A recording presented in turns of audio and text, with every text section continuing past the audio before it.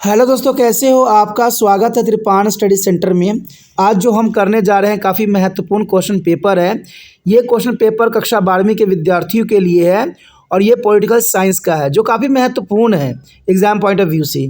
इसमें हम कुछ क्वेश्चनों को उठाएंगे जो काफ़ी महत्व रखेगा एग्ज़ाम पॉइंट ऑफ व्यू से। इसको आपको समझना है, लिखना है और विचार करना है और ये काफ़ी महत्व रखेगा। और देखा जाए तो ये क्वेश्चन पेपर जो है हिंदी इंग्लिश दोनों माध्यम में रहेंगे, तो ये काफ़ी महत्वपूर्ण आपके लिए बन जाता है। देखा जाए तो क्वेश्चन जो है समझना बहुत महत्वपूर्ण बन रहता है, क्योंकि क्वेश्चन समझिएगा तभी इसको आगे लिख भी पाइएगा। तो यहाँ पर समझाने की कोशिश भी किया जाएगा और उस पर विचार भी किया जाएगा।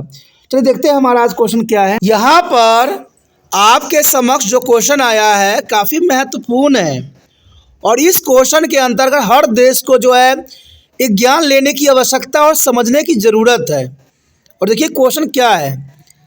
संघर्ष के बावजूद श्रीलंका ने काफ़ी आर्थिक विकास दर्ज किया है और उच्च स्तर का जो है मानव विकास भी दर्ज किया है। इस कथन का समर्थन करना है। क्या ये कथन सत्य है?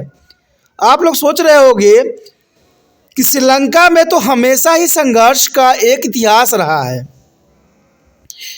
फिर आर्थिक विकास कैसे हो सकता है, मानव विकास कैसे हो सकता है? तो ये बात सत्य है कि श्रीलंका में संघर्ष का एक बहुत लंबा इतिहास रहा है और अभी भी है। देखा जाए तो सीली और तमिली में हमेशा संघर्ष बनी रही है और इवन देखा जाए तो कुछ समय पहले ही श्रीलंका में इकोनॉमिक क्राइसिस भी आई थी, यानी आर्थिक मंदी भी आई थी। लेकिन फिर भी देखा जाए तो यहाँ पर उच्च स्तर का मानव विकास दर्ज किया गया है, आर्थिक विकास भी दर्ज किया गया है। तो इस कथन का हमें समर्थन करना है। तो क्वेश्चन यहाँ पर महत्वपूर्ण है। जाति संघर्ष 1983 चला आ रहा है, लेकिन श्रीलंका ने काफ़ी आर्थिक विकास भी किया है, जैसे यहाँ पर दिखाया गया है।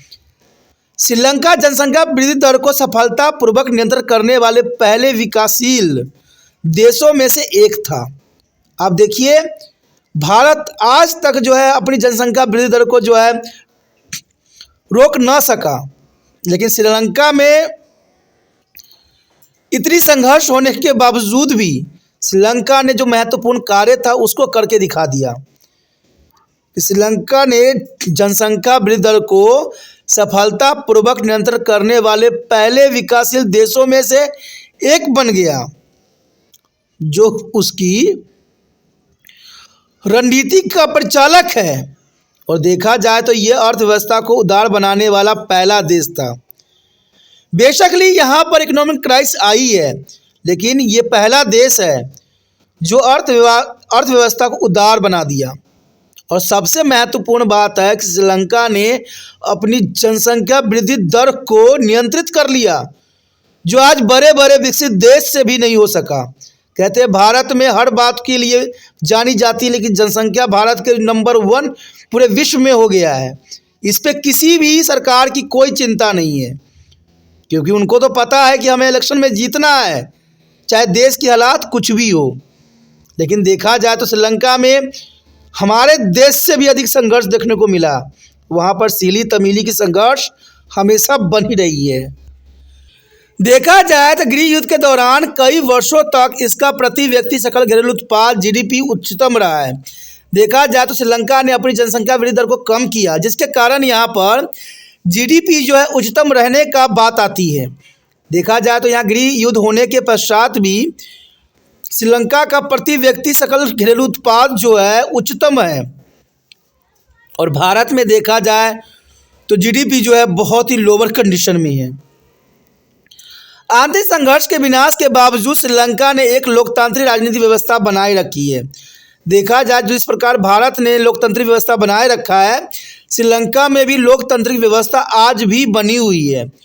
तो देखा जाए श्रीलंका को जो है एक आइडल लेना चाहिए, उसकी एक मॉडल बनाना चाहिए, जिससे हम कुछ सीख सकें कि इतने संघर्ष के बावजूद भी जिसको पूरा विश्व में नहीं कंट्रोल कर सका, वो श्रीलंका ने कर दिया। जनसंख्या वृद्धि दर हर एक देश के लिए बहुत बड़ा चिंता का विषय था।